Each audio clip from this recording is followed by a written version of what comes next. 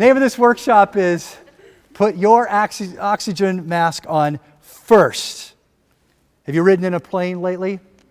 Ever ridden in a plane? Know that some people take plane for travel? Some of you know that? Absolutely. They say the same thing every single time. If you're carrying a child with you, I love what Southwest says. If they say, if you're carrying a child with you or they're seated next to you, we're sorry. I just love that. It's a little humor. But they always say, put your oxygen mask on first, because you being dead doesn't help your kid. And then they don't say it that, but I added that part. But that's what that's all about. So we're going to approach this from a really big picture and then keep narrowing it down. All right? I'm not sure what you know about game theory. Yeah, me either. Until about a year ago. Fascinating concept. Game theory is the study of, or the science of, logical decision making. Now you might be wondering, why are we going there first? Because in this game called parenting, we can play this game one of two ways. Or even play the game with a slight overlap between these two ways game theory says that we can play. One of them is finite game. A finite game has players that are known, rules that are fixed, and the goal is to win. Think of some game that you know that's a finite game. It has those characteristics. Okay? Sports. Like Scrabble? Is that a sport? No. Oh, okay. Okay, oh, you said sports, she said Scrabble. Okay, good. Right, so any sports game, just about anything, that we say that there's a winner. Really common one is baseball. There are 9 players, there are 9 innings, and at the end of the 9th inning, whoever has the highest score, what? Wins. The general manager cannot come out on the field and say, hey, I want half a more inning. If I just had a half a more inning, we would win. And other teams looking at him like, you're an idiot. That's not how we play. This is a finite game. The players are known, the rules are fixed, and the goal is to win. Game theory tells us that there's another kind of game. It's called the infinite game. And the characteristics of an infinite game, players are known and unknown. The rules are flexible. And the game, or the goal, is to keep the game in play. My son is a gamer. He spends somewhere between 6 and 10 hours a day. Don't judge me. Gaming. He didn't do that when he was in school. And when he gets back to Palomar next week, his behavior and his habits will change. In fact, he's the guy who came to us last year in school. He said, Dad, I get it that I'm not supposed to play my video games like Sunday night through Thursday night. He goes, I get it. But what if I got straight A's? What if I pulled an A consistently in all my courses? And the moment that I don't, I'll take myself off and I'll tell you about it. I looked at him and I go, whose kid are you? That's fabulous. So yeah, he's a gamer and he plays a lot. And he plays with people from Singapore and England and Scotland, South America or South Africa. He's got friends all over the world. And the games that he plays are high-level strategic games. He wants to be an engineer. Interesting. So we know that video games, players are known and unknown. Sometimes it's this team, sometimes it's somebody else. The rules, kind of like guidelines. If you step over the boundary, you're still it. Or you're still out, right? Still a penalty, so to speak. But the rules are flexible. We can maneuver the rule, as long as it doesn't lose its integrity, so the game can keep playing. Business is an infinite game. Business has happened before you and I were around, and businesses will be around after. And the name in business, you know how players come and go, right? Now you have this CEO, now you have this other CEO, now I have this assistant, now this assistant, now these are salespeople, now somebody else is salespeople, right? Players come and go, and the rules, especially attacks, are flexible. But the purpose of the rules being flexible is so that the game of business can keep in play. Make sense, everybody? All right, so that's really big theory, and what does that have to do with oxygen and us putting it on our face first? Parenting? Oh, that's an interesting thought. Should be an infinite. So what game is parenting? Infinite. A little louder? Infinite. Infinite game. Can we agree at that for a moment? Players come and go. I mean, you have families and relatives and people come and go. Hopefully you don't like ship your kid off and only bring them back after their adolescence. But they come, and the rules are somewhat flexible. Some things are negotiable, right? But it has a long-lasting effect. All right, so if that's true, and it is, then why do we play it sometimes like it's a finite game?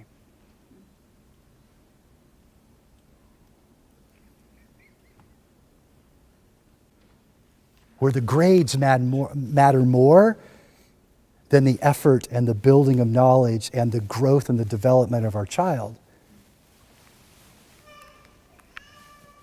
Is this making some sense, everybody? Okay, now I know what you're thinking. I know what you're thinking because I'm thinking the same thing. Well, isn't it both? Doesn't business also have a finite game? Yeah, there are elements of the finite game. They have quarterly goals.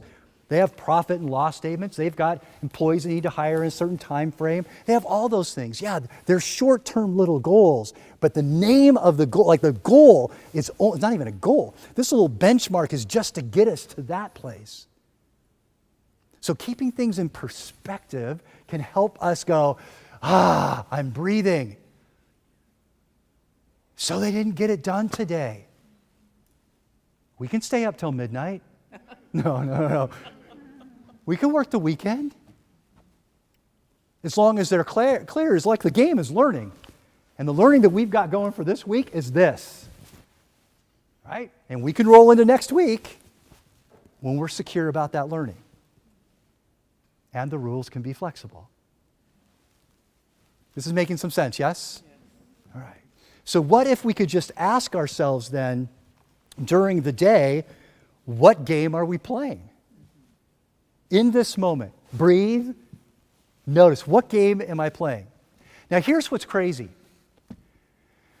In game theory, when you take a finite player and they are playing a finite player, or when you take a person who's invested in an infinite game and they're playing with, notice with, I know it says versus up there, with another player playing the infinite game,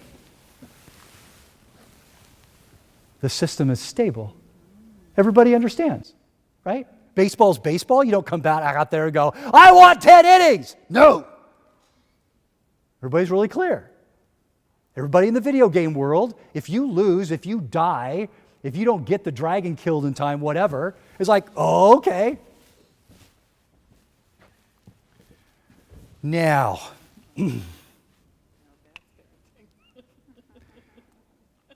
when somebody's playing the infinite game and somebody else is playing the finite game, it creates chaos. That's the battle that happens sometimes with our kids. They're playing the short-term game. They're playing the finite game. I got to get this done so I can go play. Yes, you're right. You do have to get this done before you go play. But I have to play. No, not so much. That's not a rule. Playing is not a rule. Make sense, everybody? Yeah. So we kind of pit it against each other, and it creates this turmoil and this chaos when that happens. So with that as the backdrop, I took up tennis about 4 years ago. How many of you play tennis? How many of you have ever seen tennis? Okay, good. Hey, that sport, that is a tough sport. No kidding. My wife and I watch tennis nearly all the time. 4 big Grand Slams for sure. She can tell you who's in the top 25, where they're from, how their ranking is. She can tell you all that stuff. And she records every round of each of the majors. Yeah, I have to clear out some video, other kinds of stuff on the drive so we have the room. But it's just packed. And then when we can watch it, we fast forward, we watch everything about tennis. So I'm thinking, hey, all right, I'm almost 60. So I could probably pick up tennis. It can't be that big of a deal. And so I go down to I call Do It Tennis in Vista and San Marcos. And I go there and I walk in and I said, I want to play tennis. Now I'm sure the kid who looked at me didn't realize the expression on his face. But when he looked at me, it was like, he just looked at me from head to toe. Like, okay. And I said, all right, hook me up. He said, well, what kind of racket do you like? I don't know. Nadal plays with a bab a lot. Let's try that. Okay, great. So he gets me out with the bab. I go, well, what am I going to wear? He goes, well, here's a T-shirt. Free. Because it said Do It Tennis on it. And I said, well, what am I going to do for shoes? Just probably going to tennis shoes or whatever. He goes, no. So about $750 later, something wasn't quite that much, but it certainly felt like it, I walk out. Oh, I have the Babolat bag too. And then I stop off and get a whole case of tennis balls. And I am so ready. And I hire a coach and a hitting partner. I'm so into this. So I get out there, spanking new tennis shoes, and I'm like hitting the ball. And my coach is like, this is not baseball. It's not supposed to go over the fence. Let's keep it in the court. So practice. So finally I'm at a place where I can actually play somebody else and keep the ball in play. And so I'm raring to go. I'm so on top of it. I got my water bottle sitting over there. I've eaten my little nutrition bar, whatever. I'm out there. And I am just giving it everything I possibly can.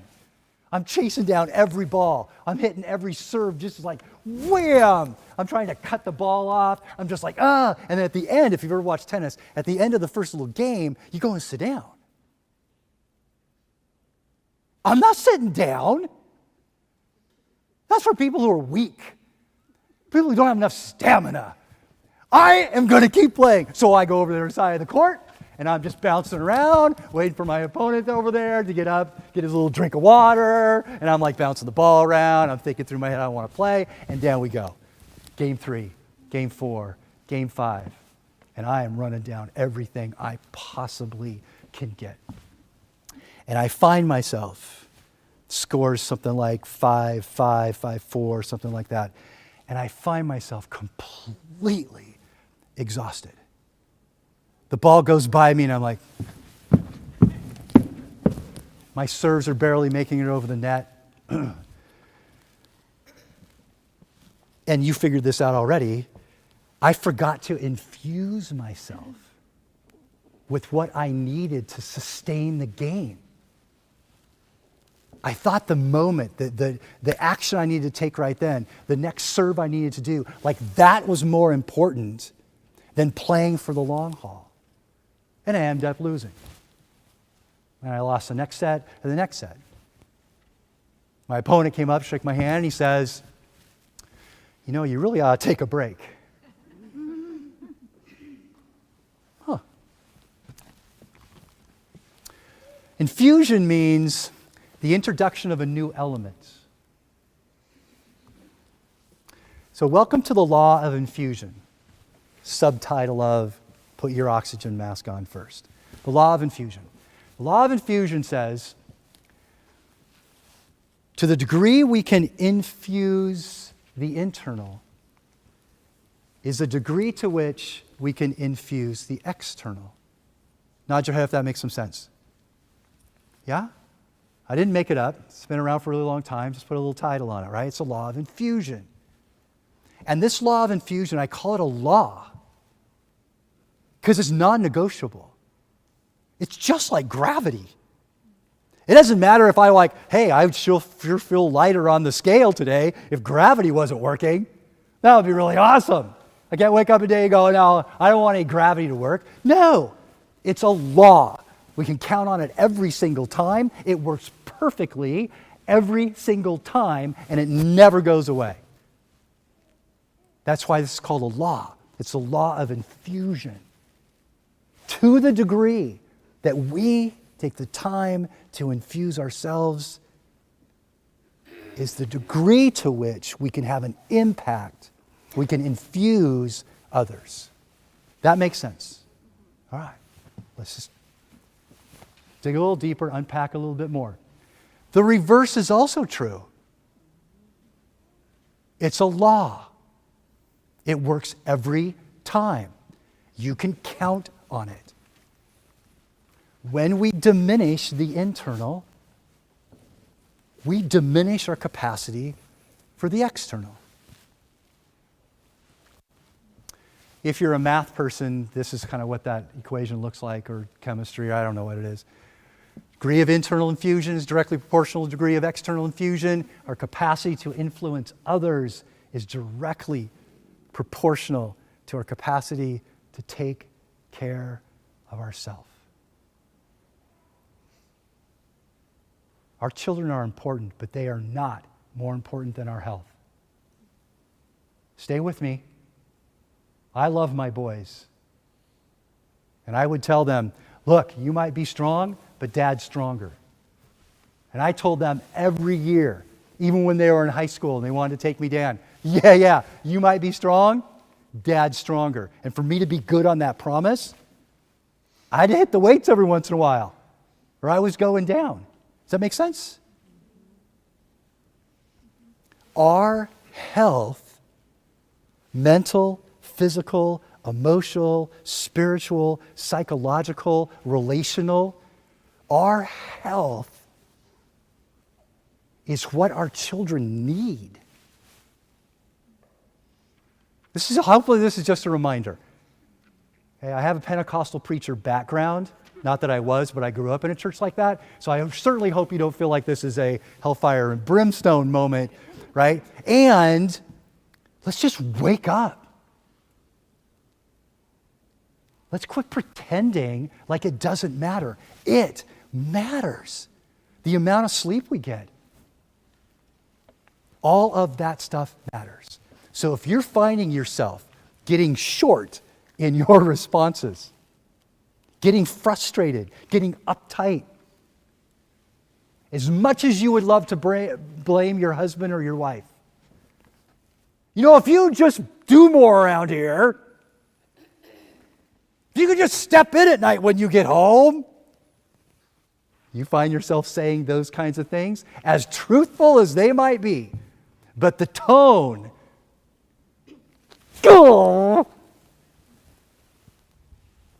it's a sign you need an infusion.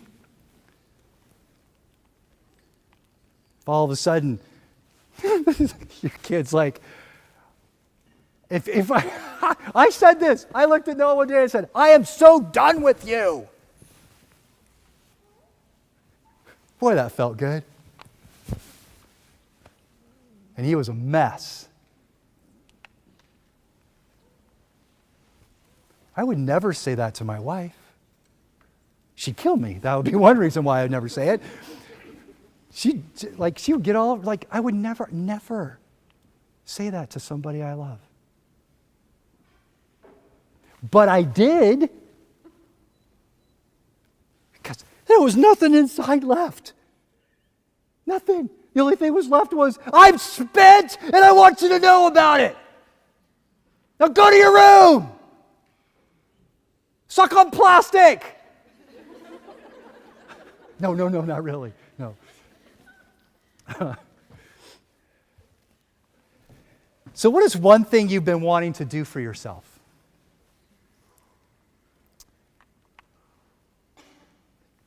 Could be a simple thing. Man, I just want to read a book. I would just like to have 10 minutes in the morning when no one's talking to me. Lynn bought me a coffee cup for her. The coffee cup has little lines on it. It's glass, has little lines on it. It says, leave me alone. Oh, no, I'm sorry. Top. Leave me alone. Not yet.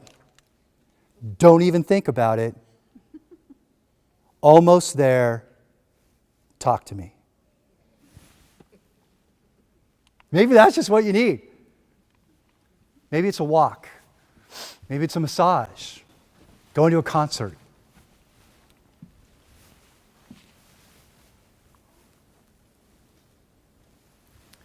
So thinking now in terms of what restores your internal well-being. For some people, it's listening to music. Other people, it's prayer and meditation. Other people, it's exercise. My day goes so much better. I can show you on my phone, 6:15 every morning. Infusion, that's what it is. It's a meeting notice on my calendar at 6:15. Okay, rules are flexible. So sometimes I don't get up at 6:15. But the first thing that I do, besides drinking water, because someone told me once that's a really good idea. So drinking water is I then do my quiet time, my meditation, my prayer, my reading, and I do my exercise. Sometimes it's 10 minutes, sometimes it's 5 minutes, sometimes it's 20 minutes, sometimes it's 30. It does not matter. But that routine I have discovered gives me what I need so I can keep moving for the day. All right, is this making some sense? Your schedule may not be like mine, and I get it. But what is it that you can do? So what's your infusionator? I made that word up. What fills you up? Just think about it. Okay, you probably have an answer in your head. And if not, go ahead and make one up, because someone sitting near you is going to ask you that question. What is your infusionator? All right, so go ahead, look at somebody next to you. And say it loud enough if you need to yell because you're so many. Okay, just go. Ask them, what is your infusionator? And then answer. Go. I know, large auditorium, lots of people looking for like 10 or 15 responses. What are your infusionator? Bless you. Crafting? Oh, is that what you said? I thought you said cracking. And yeah. Oh, crocheting thing, knitting. Oh, anyway, thank you. Okay, sorry I didn't catch on sooner than that. All right. Others, infusions. Yoga. I actually like working in the yard. Doesn't matter if it's weeding or whatever. It's pretty. Yeah. Are you able to hear her? Yeah.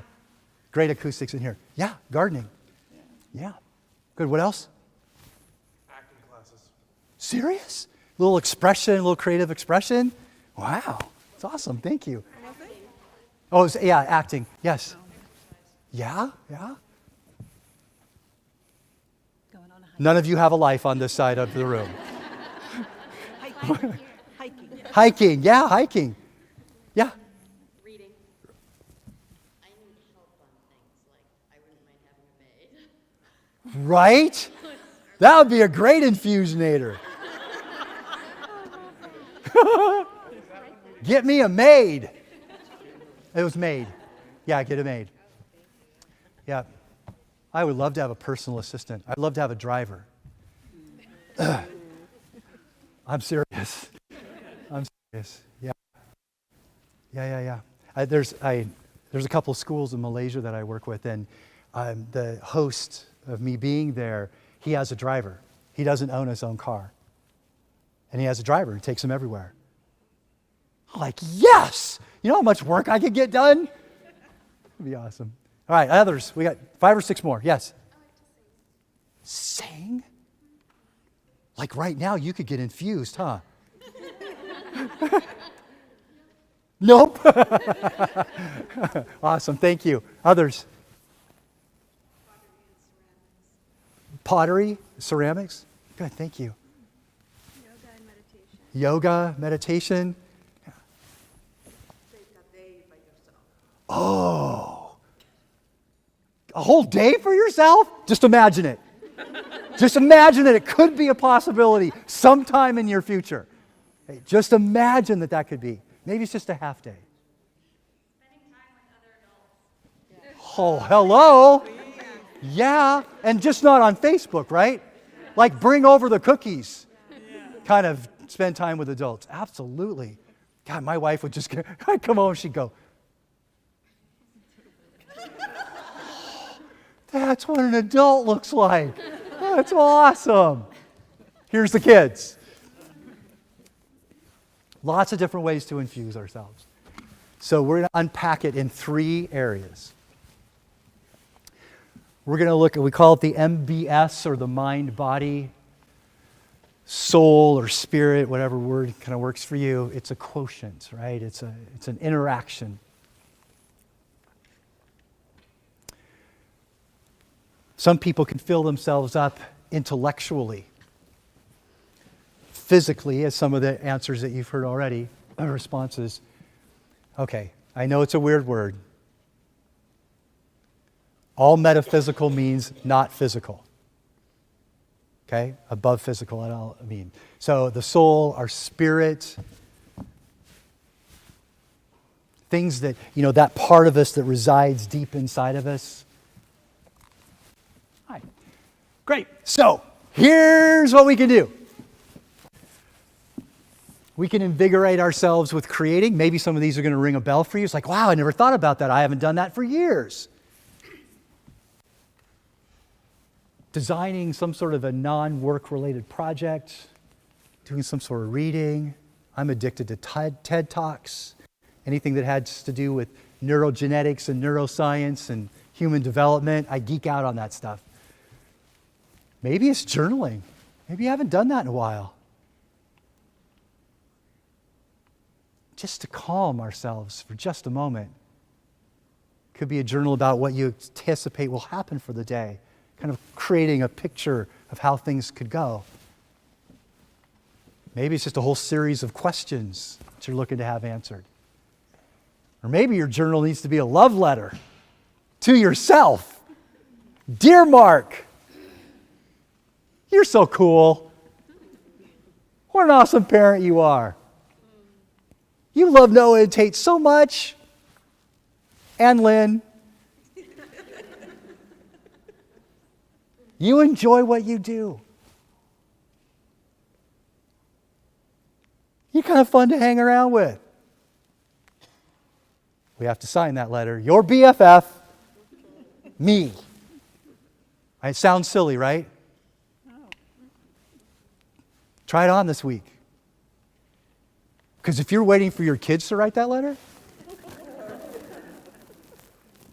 okay, this is how crazy I am about getting affirmations. I taught 6th and 7th grade for 3 years. I love middle school. Taught 6th, 7th grade for 3 years, and I did this lesson that was absolutely phenomenal.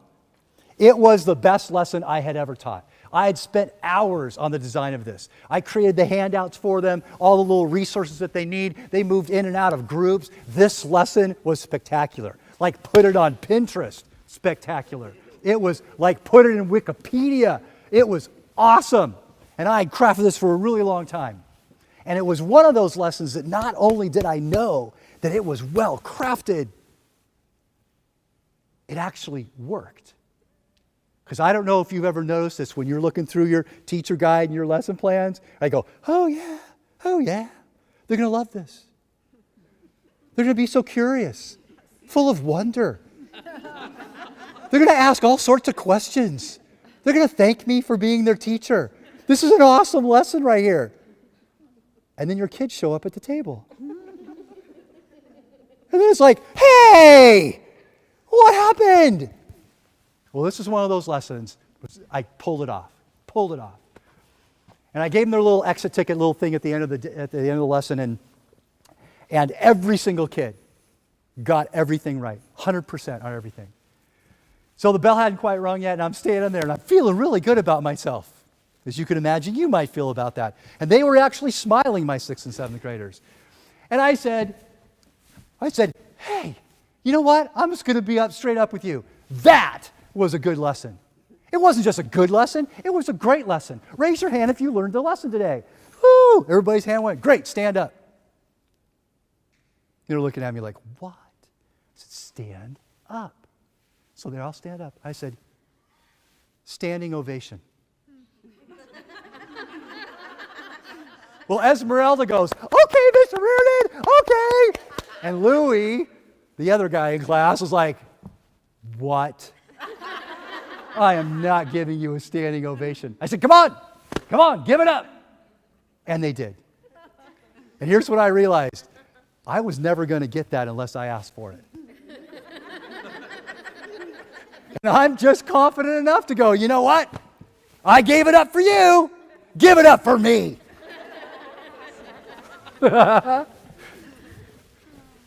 You can tell how impactful that was. That was like 1 billion years ago. Okay, so here are things that we could do, right? To invigorate. These are our body kind of infusers. Let's take another big long list. I know, you don't need to copy it all down. We can share the slides with you. But let's just take a look at it. See which ones that would rejuvenate you, infuse you. Massage, outdoor activities. What about a nap? What is that? I know, right? Right, what's food, what's bathroom, and what's a nap? Right? I get it. I so get it. My mom, through 6th grade, when I came from school, made me, usually with the threat of, your dad's coming home soon. She made me go to my room, up on my bed, 20 minutes, every day. Now, since I was in my room, and nearly every time I fell asleep, and of course she didn't wake me up after 20 minutes, she's a smart lady. I don't know what she was doing. I don't know, she had a glass of scotch, a glass of wine, like I have no idea what she was up to, but she was in a better mood. Maybe she napped. Maybe just kicking back in your chair, closing your eyes, pretending like the world that is around you doesn't exist. Deep cleansing belly breaths. Most of us breathe from the very top of our lungs. So find yourself, if you're like, and your shoulders are only moving like this, you need to breathe.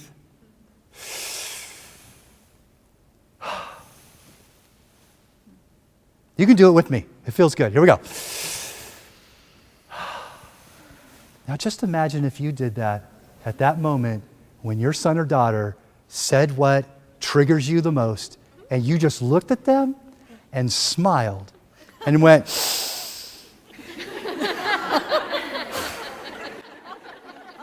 breathe in happiness, breathe out stress. They would be so enraptured by that. They would be looking at you going, what are you doing?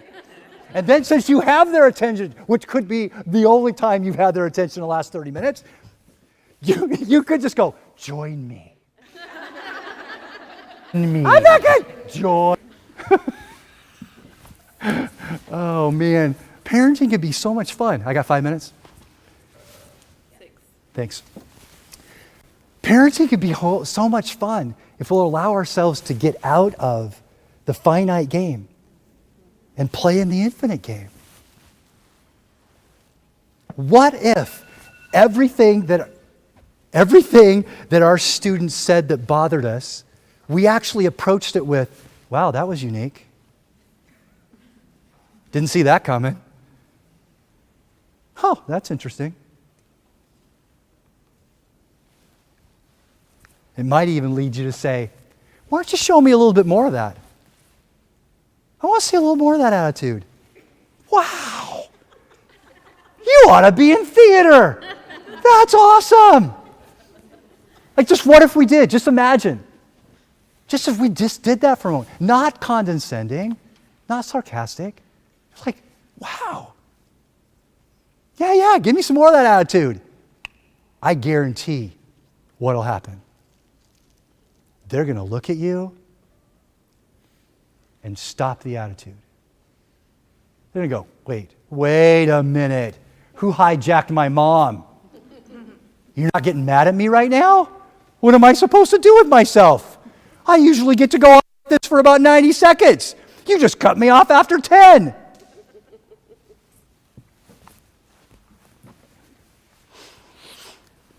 soul infusers, spiritual infusers, if you will. Meditation, prayer, time with friends and family and other adults. Watching inspirational acts of courage, things that inspire us, that build us up. Oh, it says professional. Teacher parent life. In my life, with my kids, I will infuse my life with fill in the blank so I can better, and then what's the impact? Take a moment, write something down. What comes to mind for you? Might be more than one thing. I'm going to infuse my life. Maybe it's as simple as just giving yourself permission. Maybe that's just what it is. I give myself permission right now to have my kids go watch a little something because I just need 15 minutes.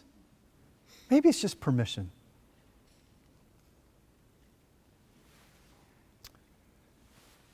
Maybe it's perfectly okay that in the middle of the lesson that's not going very well, they're not connecting with it very well, they're not paying attention or focusing, and you've tried the sit up, focus. You know, you're only going to learn this if you can attend to it. Come on, where's your self-discipline? I don't have any. I know.